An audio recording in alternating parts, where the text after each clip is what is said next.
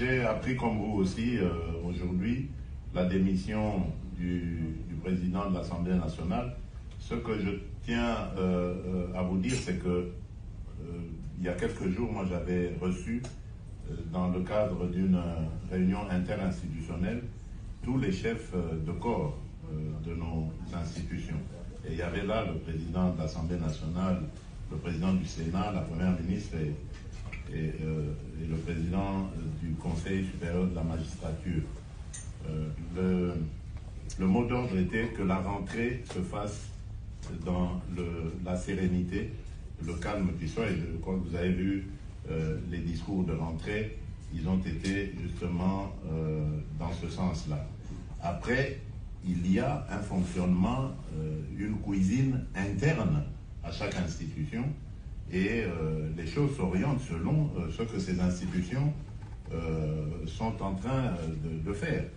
Moi, je suis le garant de la stabilité de ces institutions, mais ça ne me donne pas le droit d'aller m'immiscer dans ce qui se passe dans ces institutions.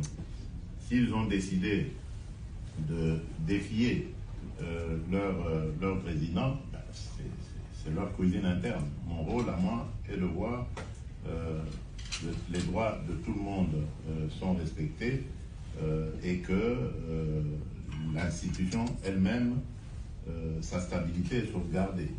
C'est ce qui m'importe. Quant à savoir quelles seront les relations, votre question était de savoir si nous sommes toujours alliés, partenaires, bien sûr. En tout cas, sauf si maintenant, M. Vital Kamerhe en décide autrement, mais je ne vois pas pourquoi, parce que je ne suis pas à la base justement de sa démission, ni de ses problèmes. Je ne vois pas pourquoi il va vouloir me tourner le dos. Je n'y suis pour rien. Donc, je continue à le considérer comme un allié, comme un frère, et jusqu'à ce qu'il en sera autrement. Mais ce n'est pas à moi, en tout cas, de le dire à ce stade. Merci beaucoup.